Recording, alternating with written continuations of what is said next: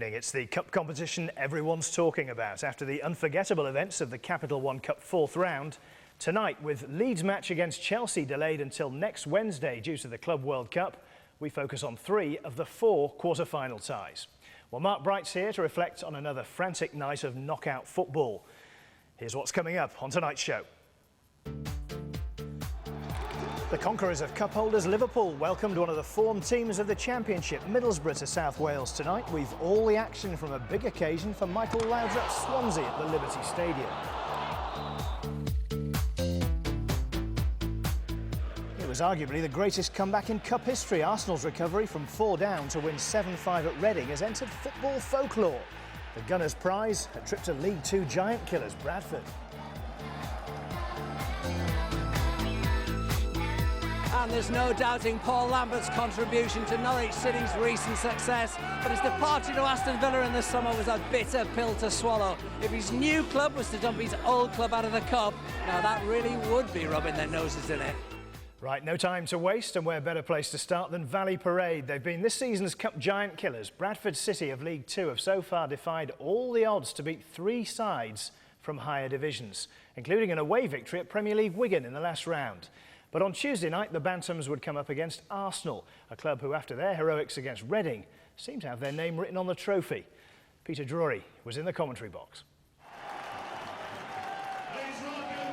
The Capital One Cup is down to its last 8, and sitting proudly within that octet, the club currently 72nd in the English League rankings. That is Bradford City.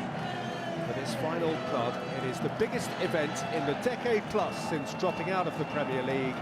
If only for one night, the good times are back at Valley Parade and Arsenal are in town. Extraordinarily, this is Bradford's 10th cup tie of the season. They have yet to lose one, and these players will be building on the confidence of a 5-match unbeaten run in all competitions. It's the same 11 who beat Torquay on Saturday. Local boy James Hansen has 7 goals this season, and his Bermudan partner Naki Wells has 14. For Arsenal this time, no compromise. Injury, not choice, denies them the services of Olivier Giroud, Theo Walcott, Abu Diaby, Andre Santos and Laurent Koscielny. But in the face of their reputation for fielding the youngsters on this sort of occasion, they go formidably strong. 8 of these started the Premier League win against West Brom on Saturday. Arsene Wenger has been here before, he hasn't won here before. It's his first time face-to-face with Phil Parkinson in any competition. Hit early for Gervinho, who's onside here with Ramsey dashing into the box. Gervinho ultimately closed down by Rory McArdle. Gervinho got dangerously goal side. Ramsey was momentarily available to him. Gervinho thought he'd go himself. Another Arsenal corner. There to Saka forward. In by Cazorla. And over from Vermaelen.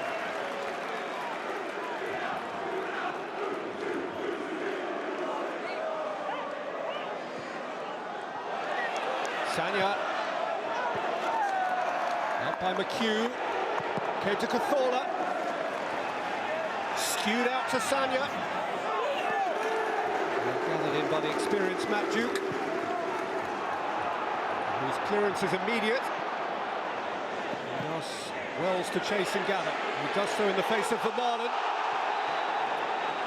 through whose legs he played it impudently. So that Vermaelen was reduced to a pretty crude block. Gary Jones has this free kick, for which Hansen, amongst others, waits. Quarter an hour in at Valley Parade. In by Jones, and in by Gary Thompson! And Bradford City's dream goes on! The roof is off the place! Can you credit this? Jones free kick, deflected for Thompson, crisp volley, roof of the net. Bradford City 1, Arsenal 0. Believe it, boss, believe it. Sanya. Cazorla. Sanya. Coquelin. Coquelin! Against the post and out. Arsenal's most threatening moment, and there could be more here. Sanya's ball in. Meredith cleared. Cazorla high and horrible. Duke was beaten. You might argue he just about had his near post covered, but there was enough of a target area there. And Frenchman was very close to finding it. Sanya. Ramsey. Wilshere. Smart turn. Ramsey. Podolski. Gibbs. And Gervinho couldn't get a stun on it. Some of the best football Aston have played. Lovely series of passes, each pass with a purpose. Podolski's for Gibbs looked to have opened them up, and Gibbs for Gervinho looked to have laid on an equaliser, and inexplicably Gervinho got his feet all wrong.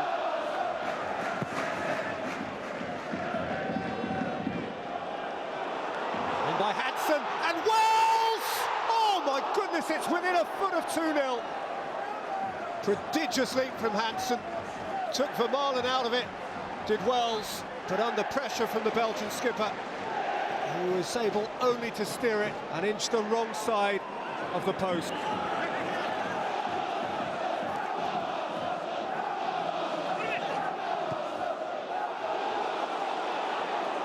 Here is Rosicky. Away from Gervinho by Derby, back in by Rosicky, and Sanya. Good save, Duke. After a crisp strike, immediately he's introduced by Oxlade-Chamberlain.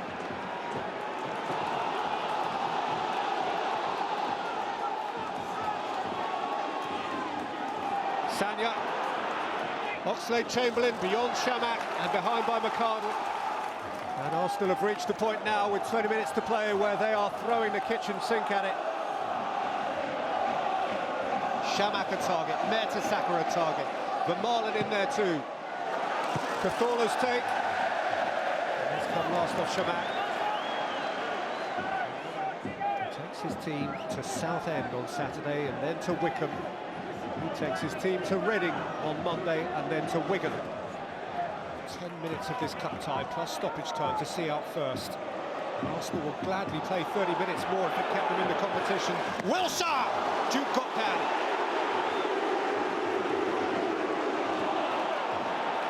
Weak clearance from McHugh. Oxlade-Chamberlain. He stands his ground. Jack Wilshere on your side, you've always got a chance.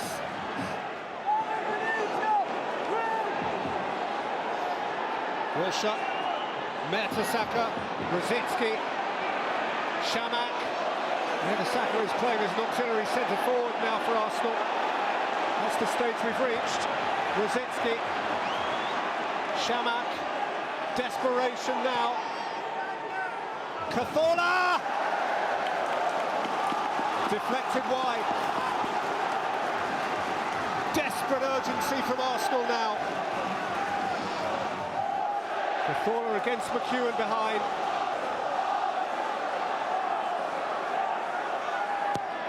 In by Santi Cazorla. Away by McCardle. Cazorla once more. It's in! They've grabbed their equaliser! Skipper to the rescue! Thomas Vermaelen! Bradfrod hearts broken!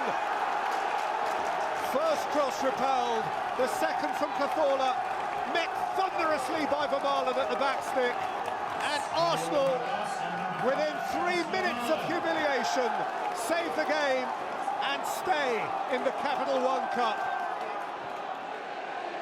Cazorla, Rosicky, Cazorla, last stoppage time minute, Rosicky.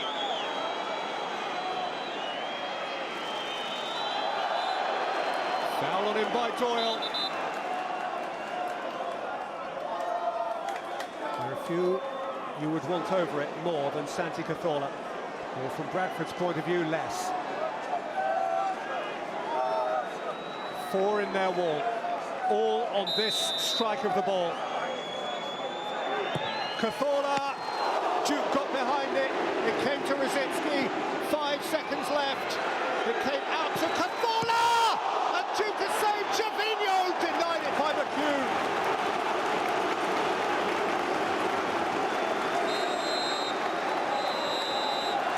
That was the last action.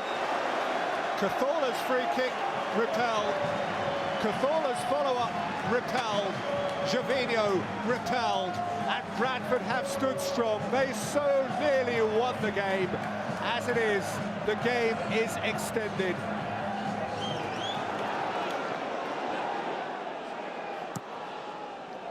Mertesacker. Sanya. Cathola! Oh, he's rattled the crossbar. It's a fabulous strike. He is such a good player. In all circumstances, in the biggest venues in the land and on the continent. This is it. Just this minute separates us from penalties. This heroic Bradford effort, vulnerable to this Jack Wilshere free kick. Out by McHugh. Oxlade-Chamberlain. Vermaelen. Last chance. In by Vermaelen. Out by Connell. Sanya. Wilshere. Gibbs. Away by McHugh. Came to Cathola. It's Santi Cathola. And Duke has kept it from going behind. And the next thing he will face will surely be a series of penalties.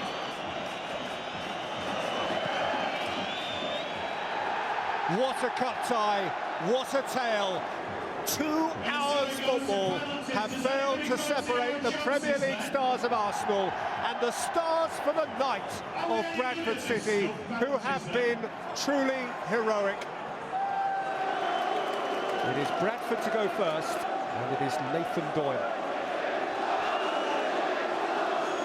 Nathan Doyle for Bradford. He's successful again, and they are on the ball. And so, Santi Cathola, so often Arsenal's standout player, is behind their first penalty. And Duke has saved it! The goalkeeping star of the last 16 at Wigan becomes a goalkeeping star of a shootout against Arsenal in the quarter-final. Gary Jones to double that lead. Jones tucks it in. And they draw closer and closer. And Marouane Chamakh takes the long walk. Duke believes in everything now. Chamakh must defy that belief. And he's hit the post. And Bradford really are nearly there. Disbelieving look from Wenger. A successful conversion here by Stephen Darby takes Bradford to match point. Darby, it's weak. It's weak. And Szczesny drags Arsenal back into it. Bradford still have something in hand. Pressure on Wilshere, and he scores. And Arsenal are on the board.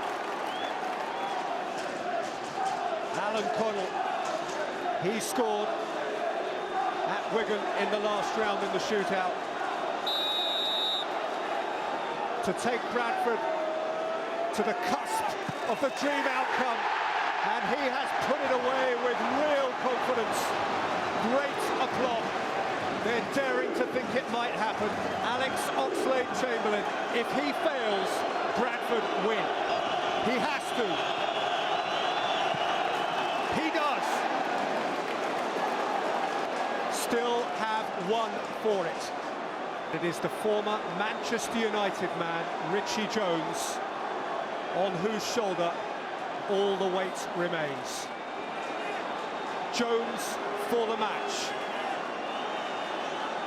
For eternal stardom in the city of Bradford. For one of the great moments in the history of this lovable club. Richie Jones has been denied. Szczesny stops him. And Arsenal are within one successful conversion of parity here. Thomas Vermaelen has rescued Arsenal once.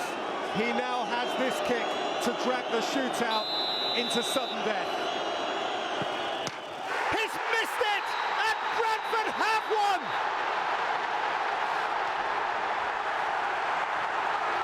One of the most famous nights in the history of Bradford City, of Valley Parade, of the city of Bradford. An extraordinary achievement.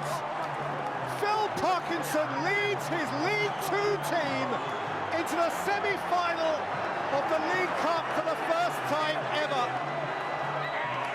And Arsenal of the Premier League, of the Champions League, 65 places Bradford superiors, have fallen at the very last hurdle of a marathon night, which Phil Parkinson, his staff, his players, and all folk Bradford will never, ever forget.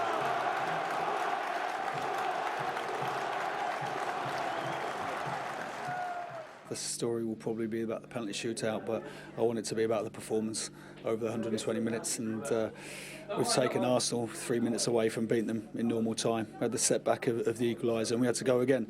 We said to the lads at the end of the game, you know, we've come this far. Are we fit? Are we strong enough to go again? And they all looked at me and said, yeah, absolutely. It was important not to be 1-0 down in a game like that, and after that they've defended very solid. They survived physically, and we couldn't convert our chances. And I believe up front we were not really incisive, you know, and we didn't really hurt them really enough. It's a great night for the city of Bradford, not just the football club. It's a great night for us, and you know, it's kind of not sunk in yet for the players and myself, the enormity of what we've just done. But I'm sure it will do tomorrow morning. Well, Mark, the biggest crowd in over 50 years at Valley Parade, and what an unforgettable night for Bradford City and their fans. One of those nights that fans will never forget and talk about for years to come. It really was a giant killing. I mean, when the draw was made, I have to say, Damien, I thought it was perfect for Arsenal. You know, they've got the lowest ranked team in the competition. Like Bradford have got like Arsenal, one of the big names, so they'll pack out the stadium and it'll be a win-win. You know, I'd expected Arsenal to go on and win it, but a great night for Bradford City Football Club. Arsenal helped them a little bit, some horrendous misses. Yeah, I mean, Arsene Wenger simply said that, you know, they didn't convert their chances. You have to say this is probably, you'd expect a Sunday morning player to tap that in. Gervinho, he gets a touch on it, and I mean, that's the amazing thing. He gets a good look at it, then he just touches it wide. I mean, you just have to score. You're a Premier League player here. You know, these are international players. And they had chance after chance, and they didn't take them. And Bradford, obviously, grew in confidence, got the first goal, and went on to win. This was a chance to win a cup. They've not had a trophy for 7 seasons now. How much pressure is Wenger under? I think he's under more pressure now. I really do, because I know people who've got boxes at Arsenal and season ticket holders, and they are all complaining. They're saying 4th place is not a trophy. They want silverware. That's what memories are made of. Going to Wembley, lifting trophies, photographs, being in those occasions. Arsenal haven't been in it enough. I mean, they had the chance 2 years ago, blew that chance against Birmingham, and they haven't had a chance since. Let's not take anything away from Bradford Absolutely. City. Matt Duke, the keeper, was in unbelievable form, wasn't he? I thought the whole team, full credit to him. Phil Parkinson said, you know, the back four and the goalkeeper were immense. I mean, Matt Duke, I thought, pulled off save after save. Now, you could say there were shots from distance, you know, or outside the area, or good height. But listen, he positioned himself well, he was focused, he was concentrated. And it was just one of those nights. I think as a fan, you're inside that stadium, you sense it. You sense the upset. You know, the longer the game goes on, I mean, to take them to nearly full-time 90 minutes, I mean, Arsenal scored with 3 minutes to go, and then extra time. And here he is pulling off the 2 saves. I mean, they've got a great record, as you know, in penalty shootouts. That's right, and there's a shot here of the players just having a bit of a pep talk before the shootout. Yeah. They always win them. They've won 9 straight penalty shootouts for this season. I don't think they're laughing, joking at Arsenal or anything. Look, they're smiling here. They've taken Arsenal all the way. They've taken Arsenal to penalties. They know they're very confident in taking these penalties. And Arsenal, they've got a team of international footballers. You'd expect them to hold their nerve at that stage, but as we saw, a great night for Bradford. And as crazy as it sounds, in the semi-finals, they won't fear who they play. No, of course not. I mean, they're League Two. I mean, the bottom tier of professional football, and in the semi-finals, and full credit to them because they stuck to their task. They were immense, they were courageous, they were defiant. You know, they really, really wanted that cup tie, and it was one of those nights where it was absolutely fantastic. A great atmosphere inside that stadium. Absolutely. Now, with Aston Villa languishing dangerously close to the relegation zone, you'd be forgiven for asking whether it was such a good idea for Paul Lambert so acrimoniously to swap Carrow Road for Villa Park during the close season. Clem was in Norwich on Tuesday for Lambert's return. When Paul Lambert walked out of this tunnel on the 8th of August 2009, little could he have anticipated the sequence of events he was about to unleash.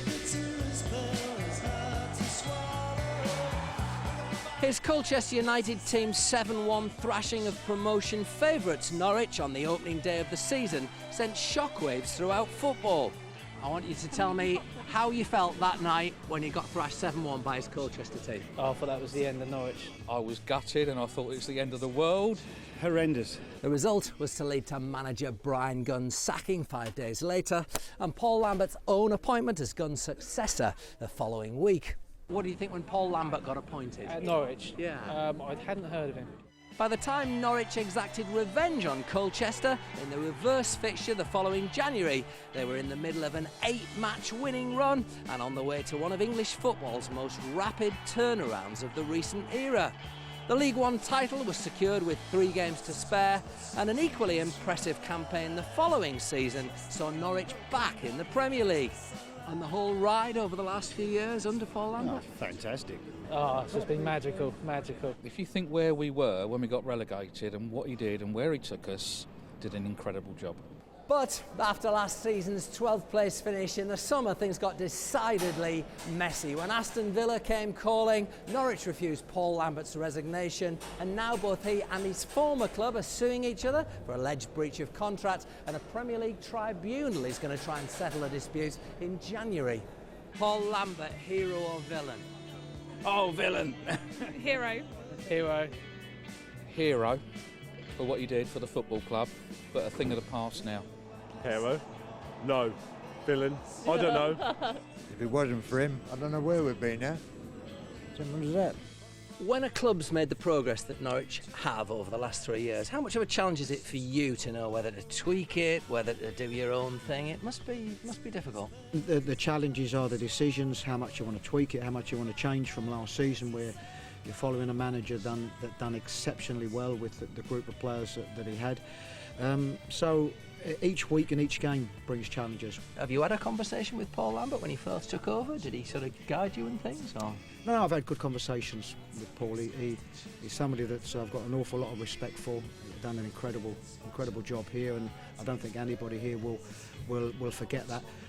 But he too has got a challenge, and I think for the challenge that I have here, Paul has another challenge at a massive club at Aston Villa, and I certainly wish him all the best.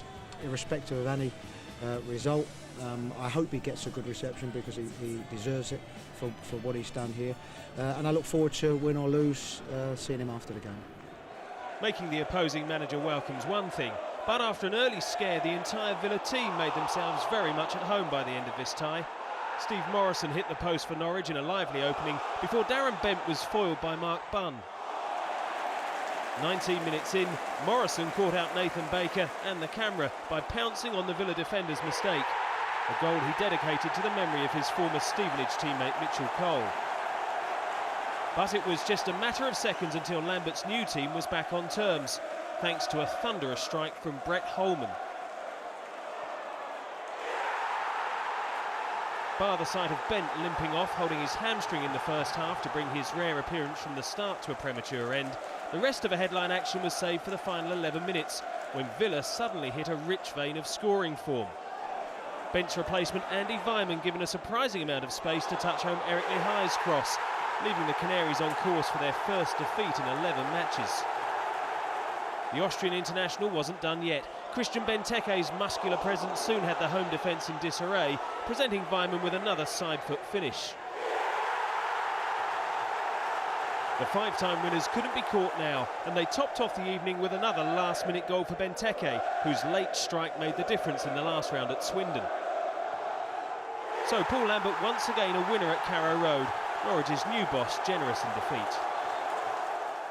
Congratulations to Aston Villa. I think on the day in the areas that mattered, but in front of goal, and being clinical, you know, they were better than us. And probably as the game opened up, we had to take a few chances, you know, towards the end, and ultimately, certainly, we left ourselves a little bit open for the fourth goal.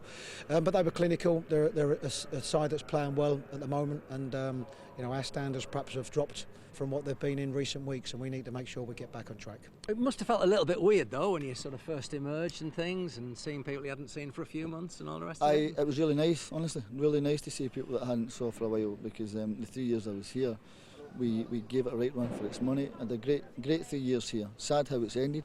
Be nice to get it put to bed and done and dusted though, wouldn't it? It's rolled on a wheel. I'm sick of it. I'm sick of it. I'm sure Norwich City's sick of it, and I just want it over with, and hopefully something can be done in the right manner, and it can all be finished with. Was that a surprise? It didn't really go to form, did it? No, it didn't. I mean, I looked at that draw and I just thought, well, going into the game, Norwich have done ever so well, unbeaten in 10, won 6, drawn 4. Villa won one game in 8 away from home, struggling to score goals.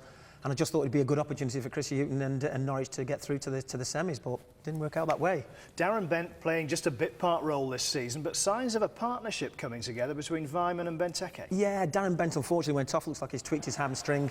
Weimann came on, and I think he forms a really good link-up with Benteke. Benteke takes the ball down here, composes himself, looks for Weimann in the back of the net. That's probably what the Arsenal fans wish Jovino had done. He supplies him with that first one, then he provides the cross for the second one, another very similar finish.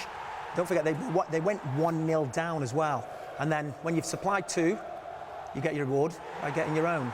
And Benteke is really, really growing on me. I like what I've seen with this young player. That's his 6th goal for Villa this season, and it's helping them to build confidence to get away from the bottom of the table. Do you think perhaps the emotion of Paul Lambert going back there just pushed them over the line? Well, I think the players would want to do it for the manager. He'd want to go there and prove what a good manager is. He had a great spell there, back-to-back promotions. And, they've drawn in the league, I think, at Villa Park, didn't they? So he went there and just proved what a good manager is. But, they're picking up, they're growing in confidence, and it only bodes well for them in the league. Now, they've got a great League Cup pedigree. They're only, 2 ties away from, 2 games away from Wembley. This is a chance. Yeah, they've won the competition 5 times. We're in the final in 09-10 against Manchester United, which they lost. But, I think it was under Martin O'Neill. But you know what? The fans sense it, the players can grasp it, and anything can happen over 2 games. So, they'll be hoping for a good draw. It's a young and vibrant side, isn't it, Villa? It is a young team, yeah. They don't have the money to spend. They've spent a lot of money on players, and, if you can knit that team together, and hopefully Bent can get himself fit and play a part, because, he's a finisher, and it's not nice not seeing him in and around the team.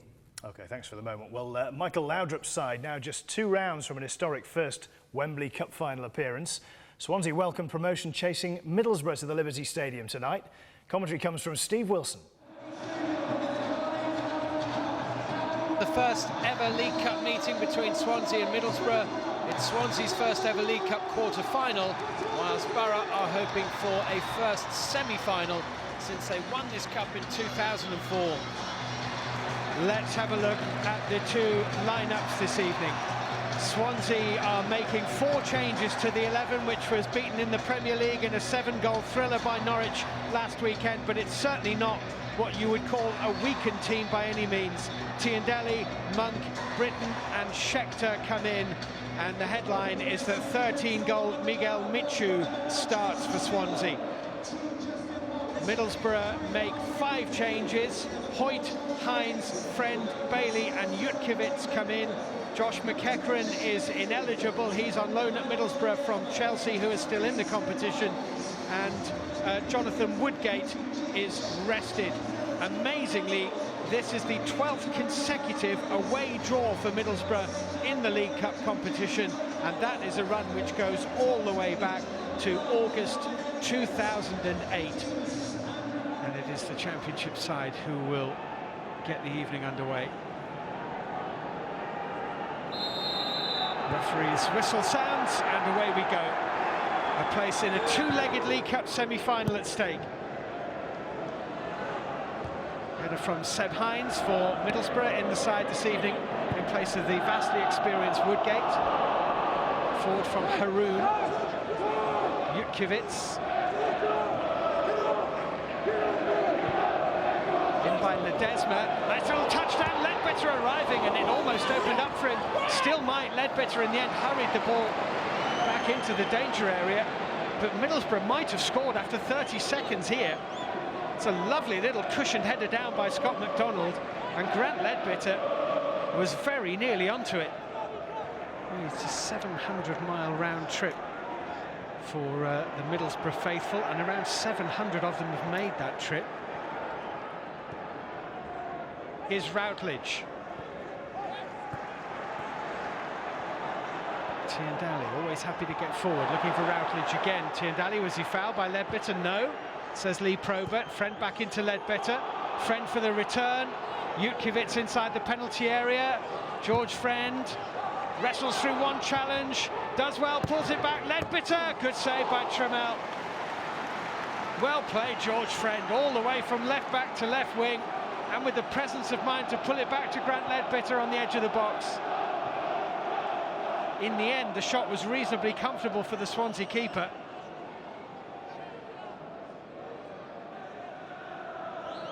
Britton. Swansea Javi, really. Leon Britton is to Guzman, into Routledge. Back again to Leon Britton. Ben Davis. Oh, it's a nice header deflected, and the keeper still reacted quickly. Well, the header from Schechter hit Nathan Dyer and could easily have gone in. And Jason Steele in the Middlesbrough goal reacted very quickly here. It's a good ball in by Davis. Good goalkeeping, because he had very little time to adjust there.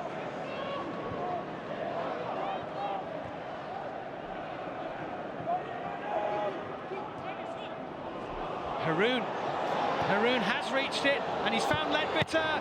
Saved well by Gerhard Trammell.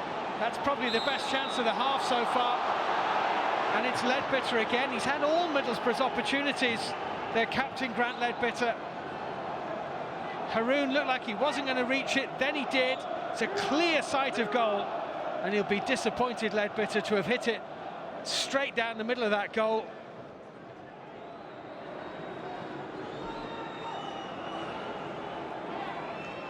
Here's Dyer. It's a shot, not much of a shot, but it's a shot. He's having a decent season in front of goal, actually, Nathan Dyer. 4 goals so far. Hoyt. Haroun again.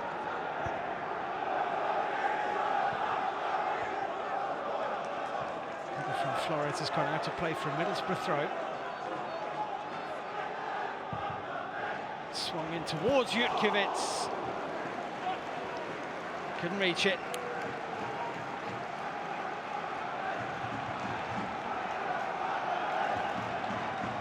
Quite a physical presence as Lukas Jutkiewicz.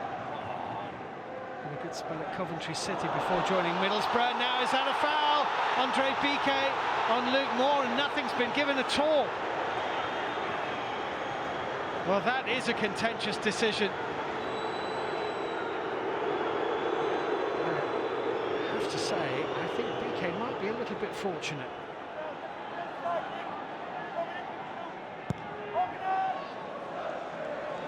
Long towards the head of Hines. Jutkiewicz trying to help it on. And Davis with a little touch of calmness inside his own penalty area. Haroun's extravagant back heel has found Ledesma. Ledesma's ball in and headed over the top by Jutkiewicz, but it's another Middlesbrough attempt on goal. And Tony Mowbray now will be wondering when they're going to convert one of these.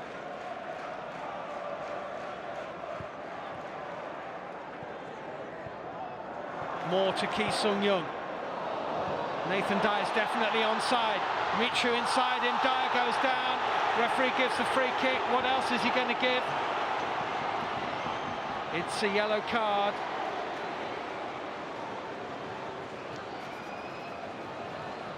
I think Bailey is saying he got the ball. He might have a point. Well, Jonathan de Guzman is over this free kick. Chico Flores is there too, but Steele, I think, is expecting this to come in from de Guzman. Lee Probert keeping an eye on the wall, and it goes from de Guzman, hit the bar!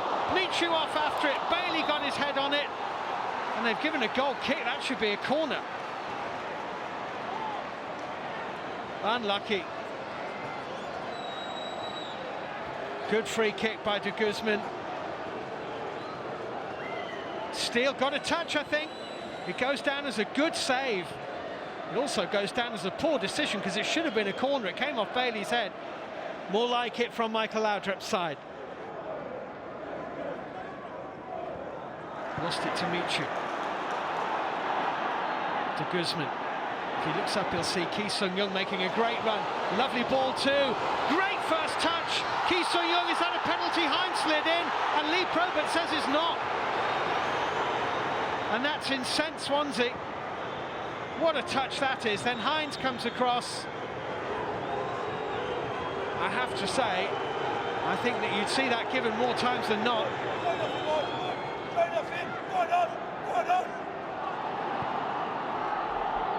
Ledbetter helps it on to McDonald, who's Middlesbrough's top scorer.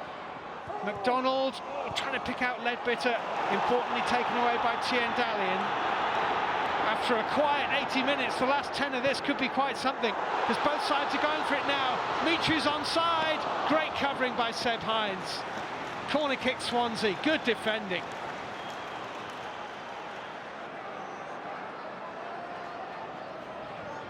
Ten minutes to play. League Cup semi-final place at stake. De Guzman floated up. Oh, and it's an own goal! I think it's come off Bailey's head. Swansea lead, but it's an own goal that just might have undone Middlesbrough. I think it's Hines who's actually climbed above Bailey and got the crucial touch. It is, it's Seb Hines who's put it in the back of the net. Well, time is very much against Middlesbrough and Mowbray. Now Hoyt, Bailey, if Middlesbrough can put some pressure on Swansea, there will be nerves. George Friend for Borough. Good strike, deflected! Corner. They are putting some pressure on Swansea goal. 3 minutes to play. It's not quite now or never, but it's certainly getting there. Middlesbrough's corner, swung in towards Trammell and headed over the top from almost underneath the crossbar. And a goal kick has been given.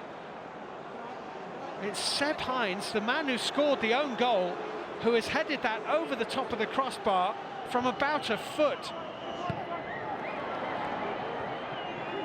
Leon Britton, Ki Sung-young, Michu, good possession from Swansea, take the sting out of it. Good foot in though. And here's Ishmael Miller. McDonald is in the middle, Jukovic arriving. Miller, across goal! Oh, and he was so close, McDonald. That was the chance they were hoping for. Miller did really well. McDonald stretching every sinew to try and reach it, and he just couldn't get there. The Premier League side has progressed, the Championship side are out. Swansea City 1, Middlesbrough 0. I think in the second half we dominated quite well the game. We did not create that many chances, but we had our chances, and it was nice to see that goal go in after 81 or 2 minutes. No, it was a good performance. We take all the positives to know that we can come to a team sitting in the top half of the Premier League and give a real good account of ourselves, and yet we're obviously hugely disappointed. And disappointing for our supporters. It's, it's a 6.5 hour drive here, and God knows what time they're going to get home tonight. Strange game, Mark, wasn't it? Yeah. It seemed to lack genuine atmosphere of a cup tie. What was going on? Well, after last night, I think it was. We were all looking forward to it, and just didn't seem to get going. It was a bit slow. It was ponderous. There wasn't a lot of chances in the game, and it just didn't feel like there was. It was a quarter final of the League Cup. It just didn't have that atmosphere. I suppose in the end, if you want to distill it down, it was a game about two headers. One scored in the wrong end and one missed. Yeah, definitely. I mean, Seb Hines, the young defender from Middlesbrough, he just seems to get, him and Nicky Bailey just seem to get in each other's way.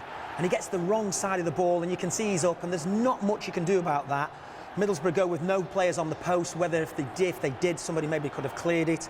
And then here towards the end of the game, Hines comes, I think Tremble gets the slightest of touches on that ball and just diverts it a little bit, because he just heads it over when you're thinking all he can do is head it in. But listen, he was involved with a penalty, a close penalty appeal as well. But, you know, listen, they're doing so well in the league. I'm sure that it is a long journey for those fans, but I think they'll give it up if they can get into the playoffs or automatic promotion in the league. That's right, the sponsors actually paid for 700 Middlesbrough fans to make the trip. It's a long old journey back when you've lost. It always is, but, you know, they pick the positives out of that. You heard what Tony Mowbray was saying there. We've held our own against a club in the top half of the Premier League, and, you know, towards the end of the game, they had a little go, and I just thought maybe you should have let them off the leash a little bit earlier and had a go to try and get that goal, but it was a cautious game. Middlesbrough probably won't be too upset. They're going for bigger things. They want promotion back to the Premier League. I don't think there's any question about that. I mean, fourth in the Championship at the moment, going well.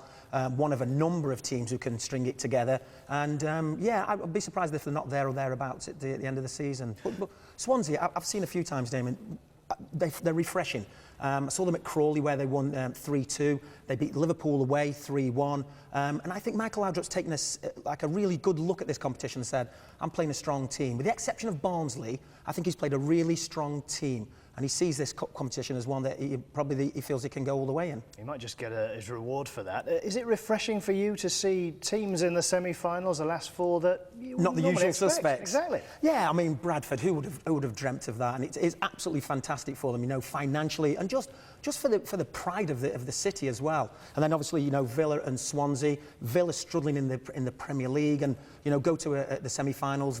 Anything can happen there for them. And obviously with Chelsea and Leeds still to play, you'd have to say that, you know, if Chelsea, you know, with the strength and depth they've got there, they must be favourites for it. But as we've seen with the underdogs they've got through so far, so yeah, happy to see Bradford in there, because, you know, it is a great story, and Villa going well, and Swansea obviously first Welsh team to play in the Premier League. Hopefully they can get themselves through to the League Cup final. OK, right, that's almost it from us. Before we go, though, a quick reminder that Football Focus is on at 12:15 on Saturday lunchtime on BBC One. And join Jason Mohammed later that evening for all the goals and talking points from the Football League at 11:45, right after Match of the Day.